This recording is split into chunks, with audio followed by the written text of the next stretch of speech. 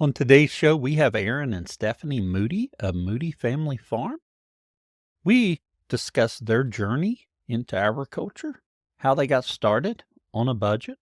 They're both special education teachers, which teachers are always near and dear to my heart. And we follow their journey getting started and now into their new place that they've recently purchased while working off the farm full time. I think it's a really good episode. So we'll get started with the Fast Five. Okay. What's your name? Aaron, Stephanie. Moody. We are Moody Family Farm in Bernardston, Massachusetts. Wonderful. And what year did y'all start grazing animals? 2014. So just a little bit over that 10-year mark. Yes. Yep. Yeah. And what kind of livestock do you graze? Cattle. We started with Holsteins on Stephanie's birthday. Oh, yes. That's a birthday present. It was. I think I even said at some point, like, she always swore she'd never live in New England and never own cattle or livestock of any sort. Here we are. Welcome to the Grazing Grass Podcast, the podcast dedicated to sharing the stories of grass-based livestock producers and exploring regenerative practices that improve the land, animals, and our lives. I'm your host, Gal Hardage, and each week we'll dive into the journeys, challenges, and successes of producers like you, learning from their experiences and inspiring each other to grow and graze better. Whether you're a seasoned grazer or just getting started, this is the place for you. Calling all livestock producers, are you looking to improve your soil health and maximize forage use? Register for the Noble Grazing Essentials in Huntsville, Texas from March 25th through 27th. Noble Research Institute's 3-day course provides classroom and field training, led by knowledgeable facilitators with real ranching experience. Learn to assess carrying capacity, implement adaptive grazing strategies, and develop effective pasture recovery techniques. You'll gain proven methods to maximize productivity while building soil health and resilience, and leave with a customized grazing plan and tools to immediately transform your ranch. Space is limited. Visit noble.org today to learn more and enroll. Invest in your operations future with Noble Grazing Essentials. I don't really have anything for 10 seconds about the podcast today, but for 10 seconds about my farm, it is amazing how much the grass has jumped since just last week when we recorded this. I know some of you are still dealing with snow and you're not ready to start grazing, but those of us that's seeing some grass, some green tint out there, it is growing quick. One thing I encourage you to do, that if you haven't done it, set up some areas that animals don't have access to. Those 20-foot, 16-foot, 20-foot goat panels or 4x4 wire panels are great to limit access to almost everything. Go set up a few. With the 16-foot or 20-foot, just make a circle, a couple T-posts, hold it in place, and do that in a couple spots, and you can see how much growth you're getting when your animals aren't grazing it down. It's a real eye-opener to see how much is happening when you're not there or when animals are not going there, especially if you're not rotating your cattle. If you're listening thinking, should I rotate them, should I not? Set you up an area with a panel, block that off so no animals can graze it, let it grow, and then move your cattle just a little bit, and you'll be amazed at what you can see there and as you come back around. I encourage you to do that. And with that, let's get back to talking to Aaron and Stephanie. Well, that brings us to the question, did you all expect to be here? And it sounds like Stephanie did not. No, I did not. I did not, but I have come to love it and appreciate it and what it's taught our boys. We have 2 boys. And it's Aaron's happy place, so seeing him live out that happiness is all you can ask for. Yeah. I get that. I'm still trying to convince my wife to love it, but she's quite happy with me getting out and doing it. So Aaron and Stephanie, did you all grow up on farms? Go ahead. I grew up in Pittsburgh, Pennsylvania. My father was an accountant for US Steel. My mom was a housewife. We visited farms. My father's father had orchards and horses, but nothing Oh, yeah. of great size. And my father is a truck driver, and his father was a dairy farmer turned auto dealership entrepreneur. But my uncle, my father's brother, did stay with dairy farming. And so I grew up visiting the farm and loving the animals, the tractors, the open air. They have a farm. They're since retired, but they had a farm in Eastern New York. And I always remember the family dinners, Thanksgiving, Christmas, and we'd always have to go there because they could never leave. There was Oh, my yeah. uncle and my aunt. That was it. Yeah. So I didn't grow up on a farm, but I grew up with a love of farming, basically. So those experiences got you there where you're like, I want to do this? How'd you end up getting your first cattle? A long story. Growing up, I many interests as a child. I wanted to go in the military, police work. I went to the University of New Hampshire. My grandparents, the dairy farming grandparents, and as is typical, and even my uncle were very, oh, you don't want to do this. Go out, get a degree, go do Yes. something else, which is, life is life, but it is one of those where, my gut at the time was kind of saying, hey, maybe you do want to stick closer to the land or even be a truck driver like your dad. But people wisely said, you could go to college, you could do something different and less arduous in that way. So my grandmother particularly did encourage me to follow through, to go to college, to get a Oh, degree. yeah. I was the first in my immediate family to get a degree at college. My aunt and uncle who had the dairy farm, ironically, but I did not end up doing that. I ended up becoming a teacher. And Oh, yes. and that's where I met Stephanie in Northern Virginia, suburban DC. I remember the job I loved most was Herndon High School in Fairfax County, Virginia. And it was the furthest west than still to be in Fairfax. And there was actually a silo near the school. Oh, Suburban yes. Virginia, total suburban, mid-90s Virginia. But there was this one random silo that was still left of what had been the old farm country. And and that's where I met Stephanie. So you both were teachers? Yeah. We still are. Oh, yes. Aaron is middle and high school Mhm. right now, and I'm elementary. We're both special education teachers. So the little cows that came on my birthday were affiliated with a farm that we knew down the street from where we lived in Oh, New yeah. Hampshire. And that's how they started. They came and they never left.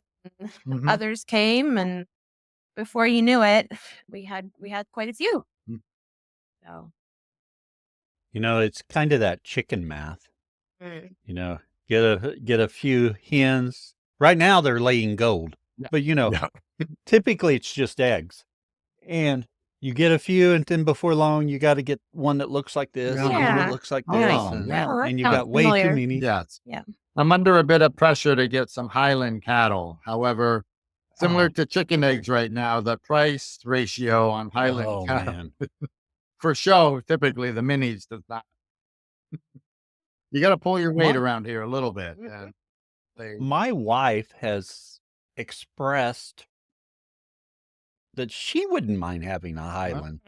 So I get that, Aaron. Yeah. I did talk to a gentleman actually yesterday who's got a whole bunch of Highlands. Mhm. Doesn't mean I can afford any of them, but he's got a whole bunch. He's like, yeah, it's totally different than beef cattle. And he was talking from his childhood, Yeah. growing up on a ranch. He's like, these, I don't quite treat them the same way. A lot of them are pets. Mhm. We do have aspirations of a retail store. So there is some value in curb appeal and Oh, there a is. steep Yeah. route. So if somebody drives by and sees a cute little Highland cow, they might be more likely to stop by. I don't They would, I think. Okay. I think there's some aspects of that's true. On that, I was talking to my dad yesterday that there's a couple of yaks for sale.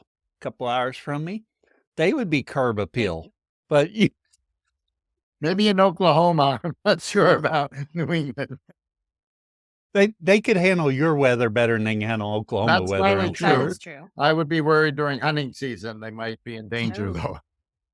Yeah. Yeah. Dad's like, and what would we do with them? Well, I'm not sure, but they look kind of neat. Mhm. Yeah. Yeah. They're kind of like the Highland, right? Long hair, Yeah. big Yeah. They're horn. kind of like that. But Yeah. just bigger. Yeah. Okay. So when you first got those hostings or hosting, was it just because you thought, oh, I want to get some cattle, I want to graze them, or did you buy them with the thought that they could become beef for you? Yeah, I knew enough about myself. I'm a dairyman. I'm not good at, like, to me, it's even the cleanliness, the sterilization, like all that. Give me a tractor and some manure, and a few fence Yeah. posts, and I'm happy. But I would worry that I wouldn't, and all the mastitis and all the many things. We had ended up back in, I grew up in this area, and we ended up back here.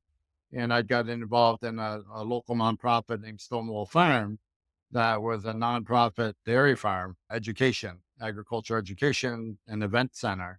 And yeah, and I really enjoyed serving on the board and getting to know the folks and the farmer and the herdswoman and whatnot. And through that, we actually became caretakers of a property that had some pasture land that had been basically abandoned from Oh, yes. the farm. Stonewall Farm had been a dairy farm for decades.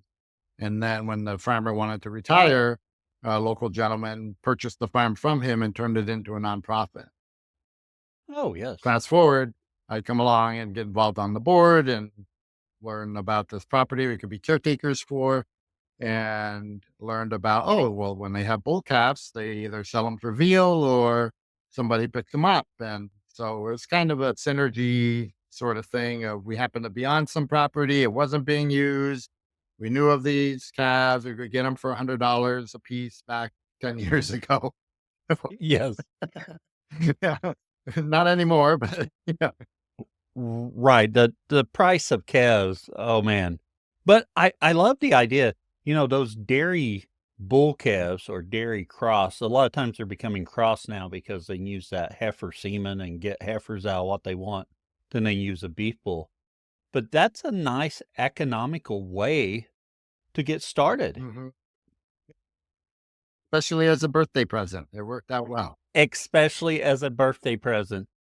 Now, Aaron, were you able to get Stephanie to feed it and take care of it, or do you have to do that? I have video evidence. Well, Oh, do traffic you? All evidence.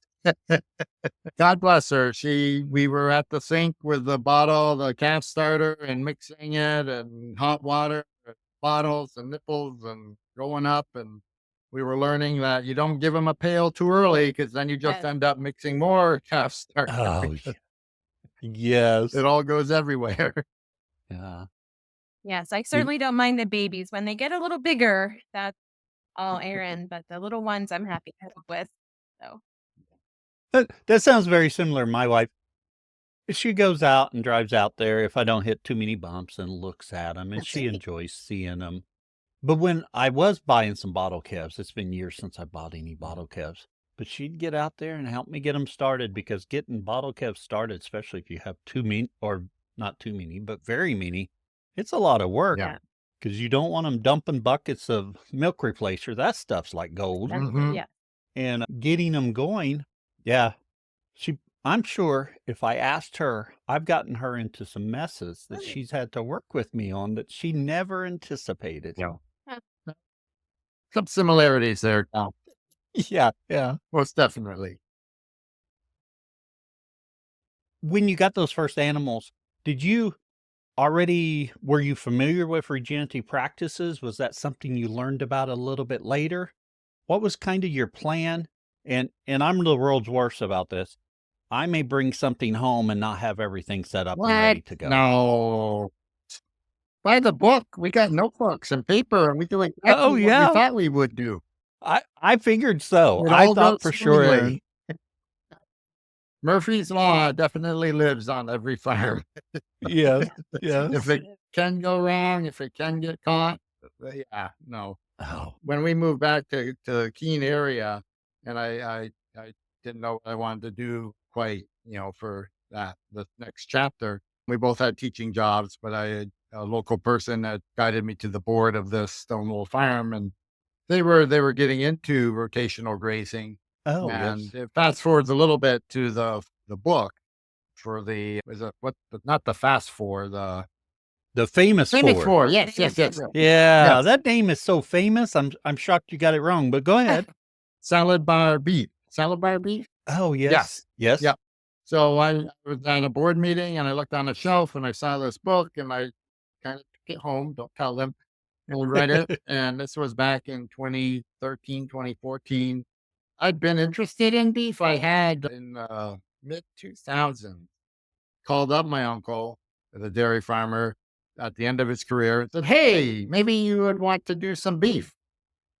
Oh, And yes. not unlike many conventional dairy farmers, literally like, I am too old to learn something new, to teach something new. And I wasn't always, I may have been known to have, similar to the calves on her birthday, have an idea and then not always.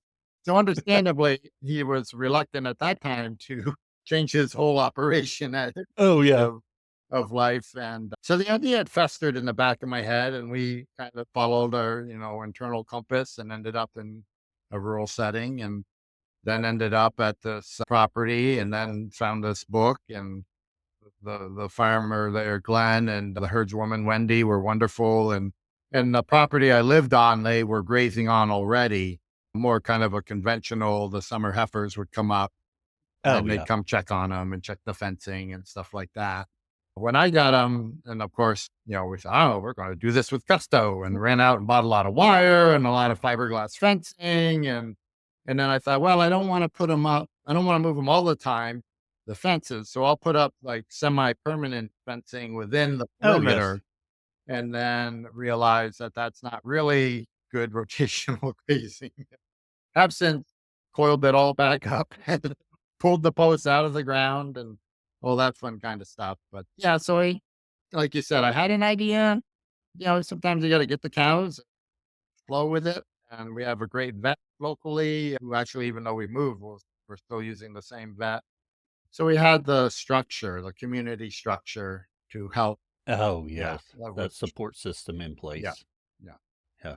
And I think I failed to ask you, where's your farm located earlier? Bernardston, Massachusetts, which is right on the corner of Vermont, New Hampshire, and Mass.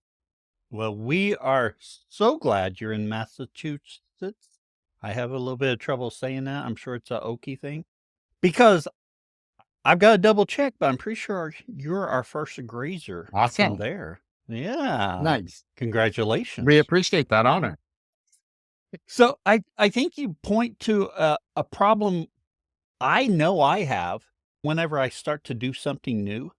I go out and buy all this stuff, and then later I learn maybe I didn't need it all, or maybe I should have done this differently. It's really tough, but of course you've got a plan in place, and you're not going to make any progress without a plan. Mhm. So get that plan. If you need to get some tools to do it so you can implement it, that's wonderful. And chances are you'll figure out a better way later, Mhm. but that's okay. Hopefully. Getting started's the important part. Mhm. Well, and I think that's part of what's nice about our story is we're teachers who love animals and like to be outside. And you kind of take a leap of faith. And with the Yes. support of the community and a husband who's very good with business plans and finances and those types of things, you take the leap.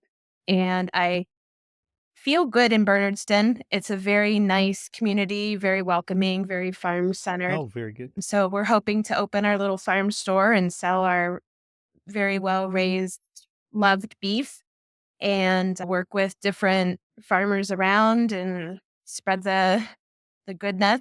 So I think that we're not coming into this full of every bit of knowledge, but we're figuring out as we go. And Mhm. I have faith in Aaron, and I think we'll be we'll be just fine. But it is quite the leap of faith, as I guess it is with every farmer. Well, I think just jump back and think about your education. And you got your education degree and you decide to become a teacher. They teach you a lot in college to be a teacher, but it's very different when you're in the classroom. And there's lots of things you got to learn and get. So you're never going to know everything you need to know. You just got to get out there and get started if that's something you want to do. Yeah. Great point. So have you all always stuck with the Holstein since? No. Then you'll notice a theme here. Holstein. And then we were obviously in New England and it's cold and we're not stanchion farmers. We weren't interested in containment. We wanted them to be as open and live as natural, their best life, so to speak. And I think we did the 2 Holsteins, the initials. We made that mistake of naming them Wendell and Norman. Oh, Yeah. yes. Somebody said we should have named Sirloin and Yeah. No. Tenderloin or something. Actually, I hate to interrupt y'all's story, but it reminds me. So we, as a kid, we always had a steer up for feeding. Yeah. And we'd feed it. Well, we always named it Bull. And I don't know why, because as you all know, if we're feeding it out, probably that's not a true accurate representation of the calf. Yeah. It was a steer. Yeah. But that's why we named. I'd get them where I could ride them. Yeah. But I knew what their purpose was, Mhm. and we gave them a name of Bull, and it just kind of cracks me up. Yeah. But go ahead, Sirloin would have been a great Sirloin name. and Tenderloin, yep. And we on the piggyback of Stonewall Farm, they did the same thing. They would keep a bull, or their cold cows, they would take to a local processor. And so they took mine with them when it was time to go. But then when the next time around, a local neighbor was raising belted Galloways. Oh, yes. And kind of almost that Highlandish sort of, very curly, hairy, well-mannered for the winter, very sturdy, a good ratio. Like the Holsteins are great. Like they're big, but they're very bony. Whereas the Galloways are a little more stout and a little more muscle for their frame.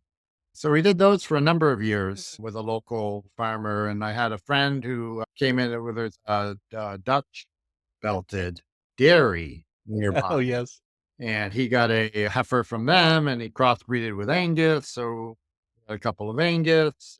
And our younger son did the 4-H thing and showing the cows at the fair. And ours were always so small because they were grass fed and just kind of, so we weren't trying to amp them up with anything. Right.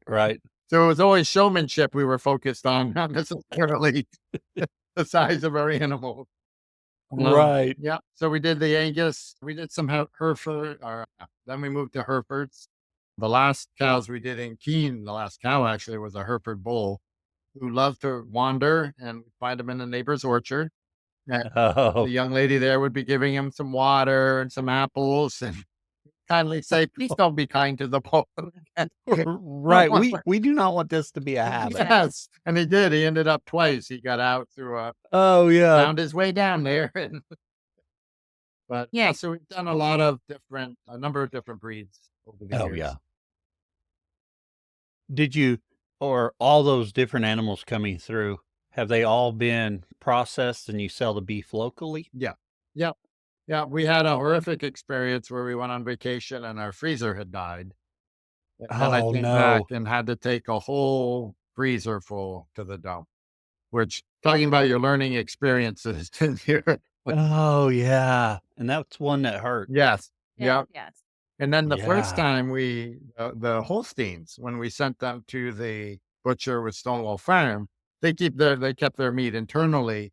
So all the labels were stamped not for sale. And of course, I'm all excited and I'm posting on Facebook. And a picture of the freezer, and a friend of mine types in the comment section, excuse me, they seem to say not for sale. Another learning lesson. Yes. Right. Which, to most people wouldn't matter, but you don't necessarily want people talking about the fact that they're stamped that way. Right. It's on there, but you don't have to comment and point it out to everyone. Right. Right. So when you all process in Oklahoma, when we process meat, we have to have a USDA inspector there for us to sell it from the farm. Mhm. Is that the same case for you all? Yeah, yeah, and that's quite an issue, especially locally. Probably an hour. There's maybe 4 processors that we could use, but they're all easy an hour away. People have said, "Why don't you build a processing plant?" Like, well, that's not my interest at all. But there's a definite Right. need because of that regulation. It's Yes. slightly different with chickens, turkeys. It's a little more leeway sometimes for birds, but cows, yeah, to sell it publicly other than family, yeah, you do have to do that USDA processing. And that's kind of an issue we have in my area. We've got some there's a processor 10 minutes away from me, Nice. but he's not USDA inspected. Mm. Up until 6 months ago, that was a little over an hour for me to get to a USDA inspected one. However, there's a new place opened 30 minutes from me, Hmm. 25 minutes, and I'm excited to try them. And actually, I know the girl that's managing it, so I know it'll be great. Awesome. So I'm pretty excited about that. Yeah. It's a job I wouldn't wanna do, and I definitely have a lot of appreciation for the people who do, and there can be some turnover sometimes, and you go back and it's different people or Oh, the yeah. people you're Yeah, scheduling with. that's Oh, yeah, true. you gotta kinda reintroduce yourself, and especially if you want any different cuts or things like that. True. Yeah, that's a tough job. How has the marketing of beef been for you all? Well, well, well, up until now, it's been friends and family and word of Oh, yeah. mouth. Now Yeah. we're going into yet another kind of unknown venture with a farm store and hoping to get into the community and meet more people that way and be able to reach out through maybe a larger venue than just friends and family. Mhm, Yeah, but friends and family and that word of mouth is a great way to build and get started. mhm, And now with the store, how's that going to work with you all teaching? Well, I think the nice thing about farm stores, we're going to try to do the honor system for a Oh, bit yeah. of it. And Yeah. the luxury of being a teacher is you do have those summer months of Mhm. therapy and calming that we all need as teachers, but we'll be Yes. in the farm store and it'll Oh, be yeah. the perfect season for us. So it's good timing. mhm. Yeah. And a part of I our story a bit is that sandwich generation in that part of what led us to this farm in Bernardston was last winter, spring, started looking for a home that we could live in with my mother and her husband, my stepdad, and do that kind of, you know, be there to take care of them as they get Oh, older. yeah. And with the real estate price, and this is another experience where through my work with Stonewall Farm, I was familiar with the USDA and farm loans and things like that. Because when we looked around, you could buy a farm literally cheaper than some of these Housing. these a decent house. Oh, I yeah. don't know if it's the same out there, but definitely up around here, houses like they're doubling in 2 to 3, 4 years. Completely off topic for the grazing grass, but just to so I live just north of a small town, and when I say small town, about population about 1,800. Mhm, So there are a number of houses for sale that they've just built. And the reason this is front of my brain, mhm, someone just posted a house for sale there. And just the price, I'm like, that is a hefty price for Chelsea, Oklahoma. yeah. And I know there's people that can afford it, but there's a lot of people that can't. And then I got to thinking, as I think about and look around at the houses that's available, a lot of them are on that high end of the Mhm, price for our area right there. So that's interesting when you think about people who the affordability mhm. of living places. So Right, right. yeah, Yeah. won't chase that tangent anymore because we'd have to expand the length of this podcast if we did that. So so we kind of pooled our resources with my mother and they were ready to sell their home, and it was Oh yeah. a catch 22 or double-edged sword in that they were able to sell their house at a significant profit, which then we could pool some of that into buying the Oh farm. yeah. And so that's a long way to say they'll also be here, and they're retired. So my mother loves to get out there with the cows and check on things and make sure everything's the way it should Oh, be. yes. So we have some Yeah, that's confidence great. there too, that it's not just us. Oh, yeah. That really assists you in doing that. Mhm. Of course, working in education, the hours are such that a lot of times it works really nice for your farm. Right. You know, I worked in education for a long time, Mhm. and I loved having my summers off because I could well, my dad loved it more than me because he had a whole list of things he thought I should be doing that Yeah. I tried to do other stuff and that. Yeah. Yeah. Fit it in. Our children can relate. Hmm. Oh, yeah. Oh, there's always a list. Yeah. Always. Yeah. So did you all end up getting a USDA loan to purchase the place? We did. We did. Oh, yeah. There's always complications. We had Oh, to there do is. a separate, the local community development corporation helped as well as USDA because solar power is getting big around here, and Yes. agrovoltaic, where they're like 7 to 10 feet high and they rotate, and then Oh, you okay. can farm underneath them. You can graze, you can hay, Oh, you yes. can grow vegetables. But the USDA didn't want to be involved with that part of it because they have a lease on the land. So we ended up having to split it, which just some of the complications when you do. Oh, Here we yeah. are. Hey, we want to farm. Well, okay, but you won't Yes. do this and you got to do that and you have to do that. And I had a saying, this whole process ended around Thanksgiving was when we closed. I'm working really hard so I can work really hard. Right. Right, yeah. Now, how long did that process take? It was Mother's Day that the sellers accepted our letter of intent, and it was Thanksgiving that we closed with the attorney the day before Thanksgiving. You know, those USDA loans are really nice, but they have a very long timetable to get through all the hoops and get everything done. Well, Yeah. and as a result, we moved in the middle of winter, which Oh, yes. for poor Aaron, in a herd of cows right now that are inside, and get Mhm. outside a little bit. But then we've had a very cold, snowy winter here, more traditional New England winter. Mhm. Oh, But unfortunately, of course, it was the year we got here, so that was another hurdle of sorts for Aaron. Who starts Yeah. a beef ranch in the middle of winter in a little Well- dairy farm? So it's We do. we do. This Yeah. guy, this woman. Well, you know, it's kind of like planting a tree. What do they say? The best time to plant a tree is 20 years ago. Yeah. The second best time today. Today. Yeah. So maybe it wasn't ideal, Yeah. but it was still the best time. Yeah. Yes. I figure it can't get much harder. Hopefully. So Yeah. turn out So- worse. Yeah. How much longer before you all start seeing some grass out there that you can start grazing? There's a good foot. I'm looking out the window now. We still got about 8 to 12 inches of snow. Oh, yeah. So it'll Yeah. be, and this has been, what's it, March? Yeah. Probably.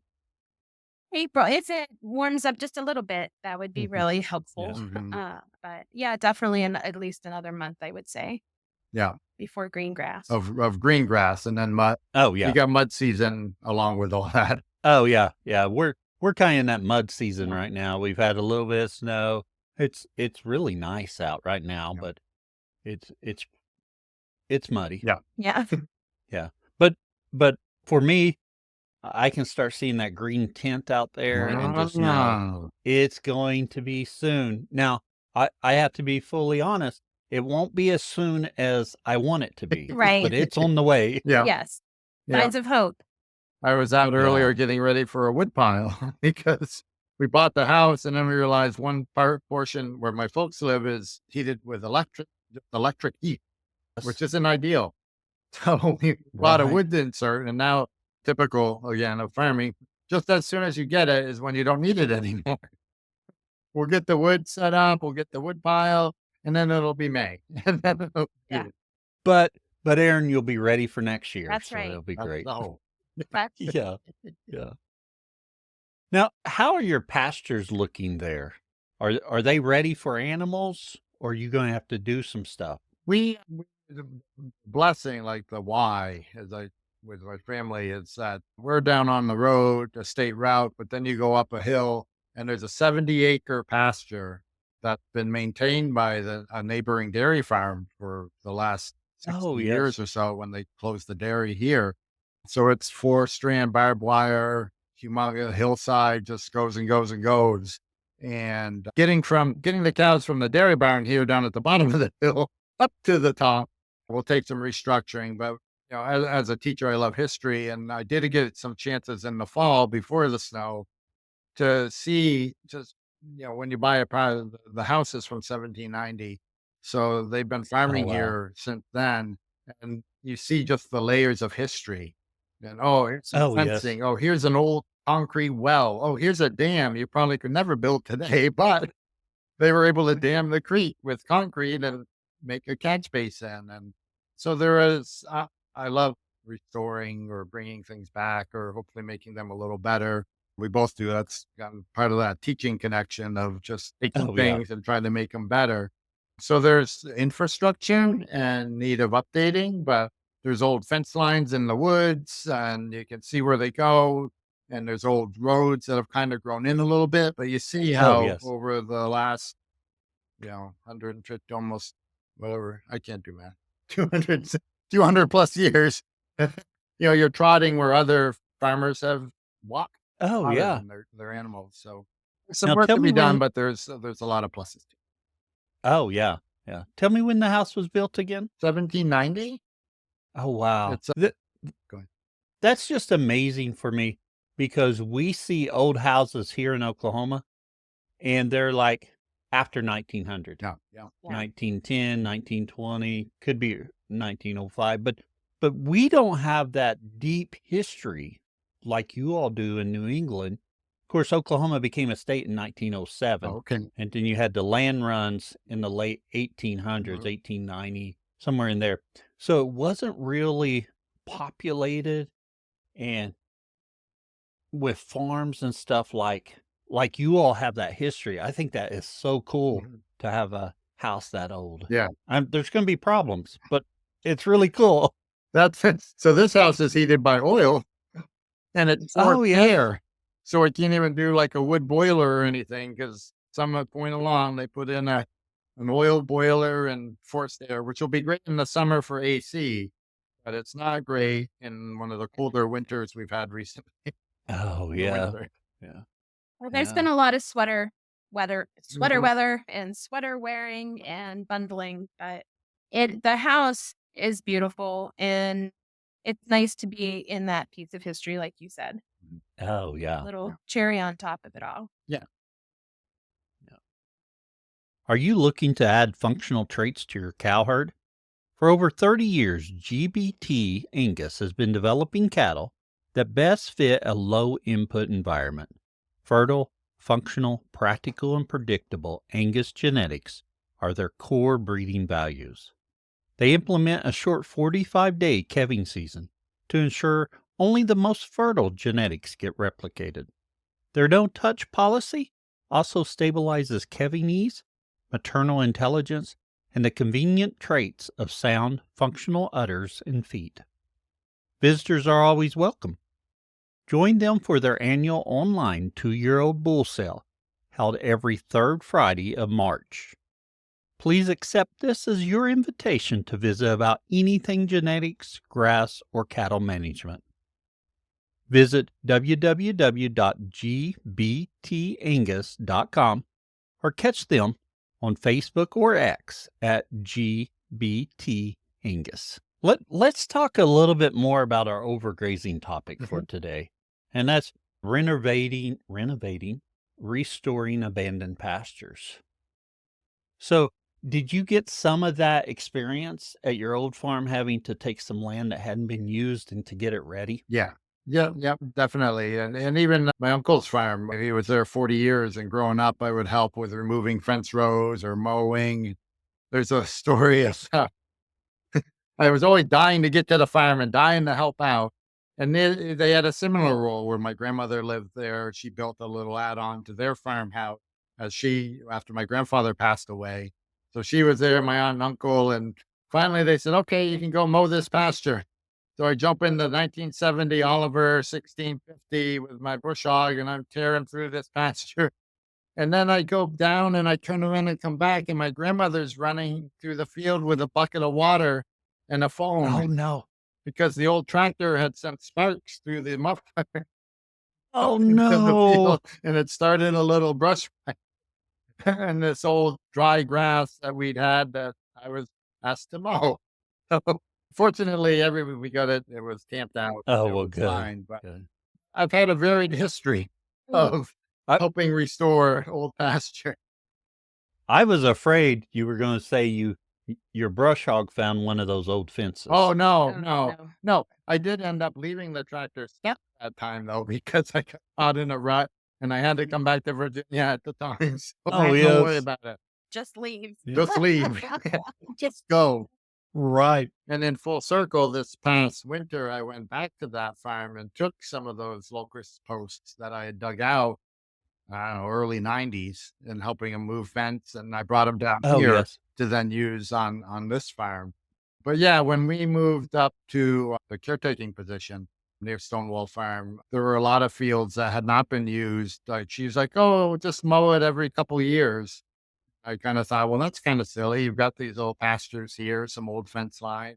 I was interested in silvopasturing, and I don't know Oh if that yes. came from Joel Salatin's book as well or not, but somewhere along the line, we're very much like using things as they're meant to be used. Like the least we have to do, the better. So if we can have some trees and some shade and some Right. grass, that's all good. So we would clear pasture with a mind to keeping some trees in place, even if we had to mow around them, Oh yeah. or whatnot. So yeah, that's where kind of that part did start. In going through the process and getting those pastures a little bit more productive, did you ever introduce any other species in? Did you pasture drill anything, or did you use what was already there in that seed bank to let it flourish? We used the seed bank. We really felt like our beef raised on natural native species was tasty. We got very good Oh yeah. reviews on the quality of the beef. So we really didn't want to mess with anything. And I'm a fan of, Native American history and stuff like that. And the one culprit, and I forget always the name of them, but at some point there was a government program to plant hedgerows of a type of rose bush. I don't know if you know that. Oh yeah. Yeah. Like multiflora. Yeah. Which around here, now they just grow randomly. Oh everywhere. yeah. So you have to cut them back, you have to mow them, you have to dig them out and just get rid of them. But other than that, yeah, we tried to leave it. And then I would find sometimes the cows would actually gnaw on them if they were along the fence line or something. Oh yes. Mm. I don't know how or Yeah. why, but no, yeah, we're big fans of as much as we can keep it, as native and varied. That was one of the things I enjoyed about his name escapes me, but the gentleman who talked about natural herd behavior and how herds will Oh seek yeah. out what they need. And if they need a little magnesium from this plant or they need something else from another plant, versus if you have, alfalfa or timothy or some monoculture and you're moving them along, and there's pros and cons to everything. Oh yeah. Daniel from Wildland. Oh, yes. Yes. Tim Shield Wildland. Yes. Yeah. Yes. Yeah. His book's really interesting. He talks about that journey, and I think he's got another book coming out pretty soon. Oh, great. Now I'll have to look Yeah. that up because I would appreciate that. Enjoy that. Now, with your animals and grazing, have you always just had beef cattle or cattle? Have you thought about adding any other species? Getting back to the leap of faith there. So when we learned about this farm was available last spring, and I learned about the solar farms going in, I thought maybe yes. sheep. I should try sheep. Oh, yes. And the neighbors kindly didn't laugh in my face. But it became pretty clear pretty quickly that you don't just try sheep. Oh, yes. I like cows because they're bigger and you can kind of see them and still get out. That's the thing. But yeah, we briefly considered sheep. We raised chickens where we're at, the turkeys. We do. What do you want? Maybe when we retire. Maybe we right. And Stephanie, you bring up a great point there that I struggle with. We don't have all the time in the world, especially if you're working off the farm. You got to be conscious of how much time that's going to take, Right. because you don't come home from school each day refreshed and No. ready to go. No. That's a very demanding job, and especially working in sped ed or Yep. yeah, sped. It is. It's very demanding. I never taught sped, and I thought my job was demanding, but I know sped's even more. So Well, there's no easy job certainly anymore in education, but I live with a dreamer, and I think what Aaron does, he always does well. So before we bring in something new, we'll get our feet settled here and get going, and then we have another 10 years of teaching. Eh, And Oh, then yeah. maybe we'll try that, but I would want to do it well. So yeah. With the move to the new farm, are you going to have to increase your herd? Yeah, we have had to. The most we'd had up in Keene was 5, and there's kind of a variety, a few belteds and a couple Angus. We right now have 10 on the hook.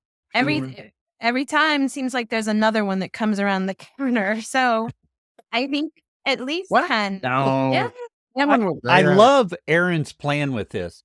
He's like, if I can get them to look enough different and all different colors out here, I slip in another Yeah. one. Yeah. She'll never know. Never That know. was there. They shuffle back and forth. Right. Yes. Yeah. No. Yeah. So we, with the 70-acre pasture or so, we planned I'd like to be able to process 1 a month. Oh, Or yeah. 2 every other month. So somewhere 18, 24 at some point. And we had been raising steers, but we ventured into cow calves and open cows, which I found much more pleasant than Oh, steers. well, actually, you read my mind, because that was my next question. Are you doing any cow calf, or are you still just raising steers for butcher? No, we just quite a bit given the market. I Yes. try, and there's an auction maybe 15 minutes away, going from $100 for a couple of Holstein bull calves to 1,000. Sometimes they're getting the local dairies are selling them there and getting a much higher premium than Yes. I could buy them for. Yeah. But I've met some local, back to the community piece. You start to say, okay, here's the property. All right, I want to populate it.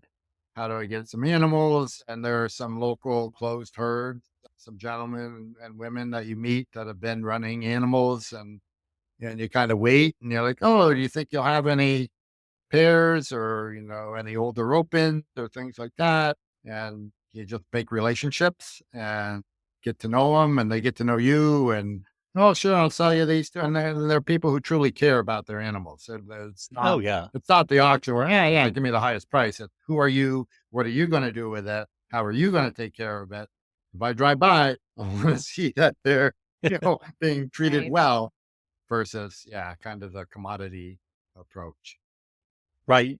You know some background on those animals, Yeah. as opposed to Dave Sparks. I've mentioned him a time or two on the podcast, big into Kiko goats here in Oklahoma, and he passed away a few years ago. But he always wanted to say, you buy a goat at the sale barn, you spend the next year finding what the problem Yeah. was, why the past owner sold it. Yeah. So, Yeah. yeah, building those relationships and getting back, those relationships are so important Right. in everything we do. And that's something I learned from my aunt and uncle, and just watching them in their agricultural community. And it's like the Amish, or all these stories of people who, you support each other. And to us, that's the ideal. That's what we want to pass on to our kids. That's what we try to teach our students. We're all in this together. Nobody gets out of We here are. alive, so to speak. So might as well work together. Exactly right. I couldn't agree more. Now, as you think about expanding, you talked about building those relationships. Are there certain types of animals you're looking for? And I know Highlands made that list, but is there anything else that you're looking? We may have different lists. Oh, maybe so. Definitely Yes. have different- Mine, I want to put a scarf on at Christmas. His probably not so Well, much. So Those highlands are very photogenic. Yeah, they are. They can be. Yeah, there's a Christmas card right there for See, you. marketing. You don't see the guy chasing after it with the shovel and the bucket, the water, and one of the gentlemen I bought some Herefords from he had a belted Galloway Highland Cross. Oh, So yes. it's a black and white Oreo, but with the long hair over the eyes. Like you can never tell Oh, where her yeah. eyes are or where she's looking because it's Yeah. Well, Aaron, no offense, but people don't have to question us about that. There you go. That's true. See, you can always see where we're looking. We're not suspicious. Right, yeah. Yeah. Great point. Great point. The Herefords I've liked because they're not completely small like the Galloway, but they're not huge like the Right. Holstein. And there's a community of folks around who have been raising them for a long time. And one gentleman does give them corn, and they're kind of noticeably bigger than another farm I buy from that's straight grass fed. But we really kind of like them. We like their look, their appearance, the calves. Yeah. And we do have three. So, leap of faith, we have three bred cows. And coming up here in March, we're Oh, yes. keeping a close eye because we're expecting some calves pretty soon. Oh, right. That's very exciting. And what kind of bull did you have to breed them to? Well, given all I just said, one of the pregnant Herefords was bred to a Devon, and I picked her Oh, up yes. on Christmas Eve in a snowstorm down the road a ways. And sorry, the other two that are pregnant, the Galloway, I think she was bred to a Hereford bull because the guy has Herefords. And then another Hereford cow who was bred to the same Hereford bull. So it'll be a mix. We'll see. But that's exciting. Yeah. Little suspense about Yeah. what it's going to come out looking like. Wow. Yeah. Yeah. That's a leap of faith there because I've always kind of dreamed. To me, it's that full circle. It's great to produce your own calves. Oh, yeah. And they certainly make much easier handling cows than bringing in a bunch of random steers. Oh, yes, it does. Yeah, that's an excellent But it point. is our first time. The vet's been out. He had some ideas for our facility and whatnot. And there's an old horse barn that I wasn't sure what to do with. I have my lawn tractor in there, but he said, this would be perfect for your calving area. And you can there's a door out and how to structure it. So you get them in and they think, oh, it's great. And then you can kind of contain them and keep them safe. Oh, yes. Yeah. Well, very good. I think it's really exciting to have a new farm, see where it's going to go. I think the farm store, I love the idea. I want to do that really bad, but we're not quite there yet. My wife and I talk about it though, but it'd be really nice to do something. I love the honor system. I think that I see some of these little farm stands pop up and I'm like, oh, that's so nice. Makes me wish I didn't live out in the middle of nowhere on a dirt road. Yeah. That could be a hurdle. Yeah, it could be. I mean, I could go out twice a day in dust. But yeah, I really like that. So I'm excited for you all. I'm excited to see how this goes. Before we go to those famous 4 questions, do you all have anything else you'd like to add that I didn't ask? I don't know. I hope that in our learning experience, we could encourage other people to do what we're doing. It does range from completely gut shaking, nerve wracking to this is the best thing we've ever done. And Oh, it yes. feels so good to do what we're doing. But I hope we can inspire other people to try this lifestyle. And you never know the way the world will go. And being a little self-sustaining is another comfort Not a bad that idea. it brings. So, Yeah. anything else? Well put. Okay. That sounds good. Well, it is time for our famous 4 questions. Today's famous 4 questions are sponsored by Grazing Grass Insiders. Our Grazing Grass Insiders have greater access to behind the scenes on the podcast, as well as some other benefits, and they support this podcast, making sure it goes further.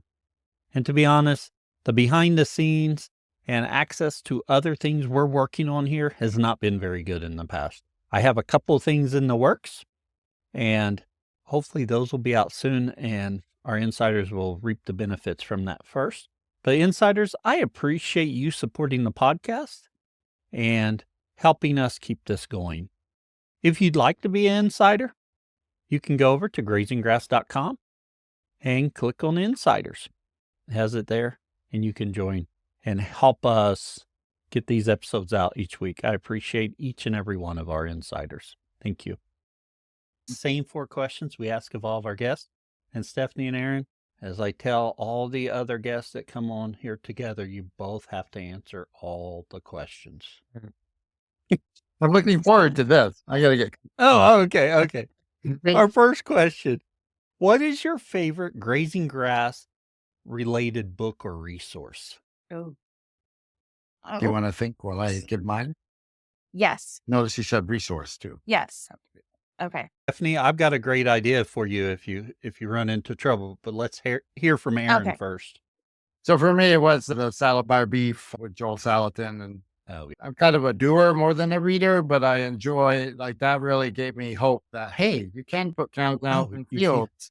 And growing up with my uncle was a conventional farmer, so I had that whole chop the corn, process the corn, store the corn, feed the corn, clean the poop, spread the poop, repeat. So that was forever. A huge encouragement for me. Oh, yeah. Yeah, excellent resource there. Yeah. Stephanie, did you think of one, or do you need my help? I need your help. Well, I'm thinking you're sitting right next to a great resource for you, and that's Aaron. I was going to say that, but I didn't want to be too mushy. But yes, I have total faith here, and he is the wealth of knowledge for me. And I'll give you a little heads up, Stephanie, on our second question. He may be your answer there, too. Oh, shoot. Gosh, you don't want him to think he's the answer to everything. All right. We will not let him be the answer to question 3 and 4. Yeah. All right. Yeah. He's about to outgrow his hair now. Question 2. What's your favorite tool for the farm? Go ahead. I love, 60s to 80s John Deere tractors when you could still work on them. And oh, yes. Again, my uncle once said, well, I thought if it's good enough for John Deere, it's good enough for me. And he's got old, like, 4010 and 2940 and some older machinery that you can just work on. And it's very basic and safe. And I have water tanks, mowers, balers, everything. That's, and I get that little kid inside. I get to get on the tractor. When you get home after a long day at school, it is a nice decompressor. Yes. Yeah. Get on here, the pop, and I liked the Oliver. Oh, yeah, I did like the Oliver. Oh, yeah. What was you can give the letters and the numbers to the Oliver? 1650. 1650. Yeah. And the reason I liked the Oliver was because that was a family tractor that we had. Oh, yeah. So. Yeah. My first one. Yeah. My uncle has a farm that my grandpa had. Yeah. I'd love to have that and restore it. Mm-hmm. They have ideas of restoring it as well. Yeah. So maybe if they don't get to it, I'll have the opportunity. I don't know. As long as it stays in the family, I just think that thing's great. Yeah. I'd love to see it restored and running. Yeah. Mm-hmm. And I'm not mechanically inclined, so that would be quite a mountain to climb, but I like the idea. Yeah. Can I give another resource that we both Yes, you can. When you mentioned Farmall, Pete. Oh, I love Pete. The YouTube. Just a few acres. A few acres farm. And his book, actually, I should have mentioned, she bought his book. She gave me a card 2 years. So she's not completely innocent in this. Oh, yeah. 2 years ago with his book. She's encouraged you. Yeah. She's funny that way. Okay. Yeah. He makes me feel like this will all be okay.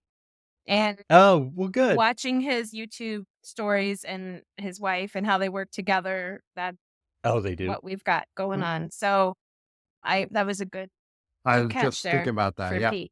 And his dad jokes are perfect. Yeah. I watch Pete every Saturday morning, or no, it's Sunday morning he releases this episode. So Sunday morning, if I start watching too early, they're not out yet. So But they get out. I try and catch his videos every weekend. In fact, I watched one earlier. I think it's from this weekend. It wasn't last weekend's that I was behind on. Yeah. But yeah, I would love to get Pete on the podcast. I've not had any luck yet, but I've also heard him say on his videos that he's not going to worry about comments, his I email, like Yeah. that. because there's a lot of negativity Yeah. out there and you have to protect yourself. Yes. And however you need to do that.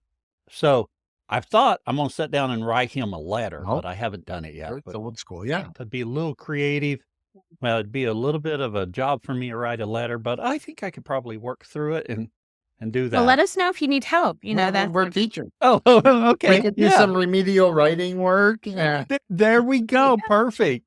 graphic organizer to get them started. Give you a little dotted Yes. line for the letters. There we go. Yeah. Yeah. Our third question, what would you tell someone just getting started? Just go. I think when we went through the USDA loan process, I thought this is going to be crushing for Aaron if this doesn't come to fruition. And I had plan B, plan C, plan D in mind. And I think we just put our heads down and went. And that's you have to have support. You have to trust who you're working with completely. And just go. Just do. If it's what your heart is pushing, then hopefully it'll work. Right. So, Yeah. that's what I got. I would say, yeah, it can't happen without the other. And whatever you're going to do, make sure you're both in it to go. Because if you're constantly pulling, it's not fair to either. Stephanie's always been very supportive. And when I started this process in New Hampshire, the New Hampshire loan officer said, when I was talking about sheep, Oh, yes. have you ever known anybody to just get a loan and get some sheep? And the USDA is wise in saying, we want to know that you know something about what you're doing before we give you the money. And she had said, let's use this word, follow your passion. If beef for your passion, do beef. Yeah. Oh, yeah. It'll work. But don't try to do something because, sheep could be a path to the farm. But it wouldn't have gone well, and they'd be all in the road, and people would be angry. And that's the yin and the yang. So if you have a yin and a yang to support you, whether it's a community member or a local farmer or a wife or a really patient, loving wife and an awesome husband who knows a little bit about every single thing, I think you just go. Just go. Yeah. Excellent advice. And that yin and yang of it. If I didn't have my wife to keep me in check, there would probably be some yaks out here, and I'm not sure what I'm doing with those, and who knows what else. She does a wonderful job keep me grounded. Yes, we went to keep me from putting all kinds of irons in the fire. We went through our Mustang horse phase. Hey, COVID ruined that. Oh, yes. They stopped bringing them to Swansea, New Hampshire. Oh, They yes. couldn't go pick one up at the fair. So you ride the wave. Ride the wave. Yeah, there you go. And lastly, where can others find out more about you? Well, we are just starting out on our social media platforms. Moody Farm. Moody Farms LLC on Instagram and Facebook. And we're working on a website. And our email is moodyfarmsllc@gmail.com. Perfect. We'll put those in our show notes. Thanks. And I may have fibbed just a little bit. I said that was the last question. Oh, I didn't even warn you all, so I apologize for that. That's 5. We It's got not the famous 4. that's all right. We'll get Yeah. Well, the last episode we tried something, so we're going to try it for a few months, but we're turning the tables. What question do you have for me? What would be your pearl of wisdom for a new farmer, family farmer? I think if it's a passion, you got to get started. And when we talk about it on the podcast, we've talked to an individual that was in California with his backyard. He was grazing 2 sheep using electronetting. Yeah. If you want to do it, there's ways. Okay. If you don't have the land and can't do it, my nephew, He's got a few head of sheep that he's gotten from us. He got them as orphan lambs. He's bottle fed them. He's got them super tame, not like ours. But he's rotating them around his yard because That's all. he just wants to do it. If you have a small area, small animals are a better bet than cattle. So poultry is always a good choice, especially with egg prices now. Yeah. It's not, it's tough to make money with eggs, with layers, but you can do it, especially in the current climate. Processing, you could do meat birds and process them and sell birds. If you want to do more mammals, obviously sheep, but if you don't have that much area, you could do rabbits just to get started and try that. Each area is going to be a little bit different depending on your market, but not always. I think it's important there's a market, but just the act of managing some animals for grazing will help you out, even if, like for here, the rabbit market would be very small. There's not too many people having rabbit, but you could gain some experience there. And if you want to get started with cattle and you have a little bit more land, I think dairy cross calves are a great way to get started. You're working with a small animal, and they're growing as your knowledge grows if you don't have experience. Right. I just think you get started wherever you are and work towards that goal, just like you all have. Thank you. Yep. Can I ask a question? Yes. What have you learned? I think you're 150, 160 episodes. I'm sure it's like, what has that experience done for you, this podcasting, and what have you learned from all these different folks? It is amazing. I started the podcast with the idea to talk to people that were doing what I was trying to do as well, because I wasn't seeing them in my community. Now, since I've been on this path, I found people nearby that are doing it. Just I didn't see them before, and in that, sometimes it's just you just don't travel that way. We're very much creatures of habit, and we take the same way to work. And if they're not along that way, we don't see them. So it's been really nice to open my eyes and find some more people. But I also think the regenerative movement is growing, and we've got more farmers doing that. So that's great. But just I can't even put into words how much it has affected my practice. It's made me such a better grazer. And I love hearing these stories and building these connections and going forth. I think I put out at 100 episodes, I put out an episode, Things Learned in 100. Well, I don't even remember what I said at the time. I probably ought to go review it and see. They're filtered down through the head. We don't have the hair to keep it in anymore. Yeah, nothing to keep it there. I just feel like it motivates me hearing these stories, and just hearing what people's gone through has given me new ideas, ways to do things that I probably wouldn't have found on my own. Maybe I would have found a YouTube channel that did it, but just having these conversations and energize me, gives me new perspectives, and it's improved my practice greatly. And I hope that's happened for our listeners as well. Well, I would there's a lot of podcasts, obviously. Everybody and their brother has a podcast of some sort. But you remind me of Pete in a very good way. And now you are both very calm, steady. You're accepting. You're open. Like you take people in and you make them feel comfortable. And no matter how big or small they are, and we appreciate it. Yes, very much. Well, thank you. I'm a big fan of Pete, so I take that as a huge compliment. It's meant to be. Yes. Yeah, definitely. Well, Aaron and Stephanie, I really appreciate you coming on and sharing today. Thank you for having us. Yes, thank you. Thank you for listening to this episode of the Grazing Grass Podcast, where we bring you stories and insights into grass-based livestock production. If you're new here, we've got something just for you.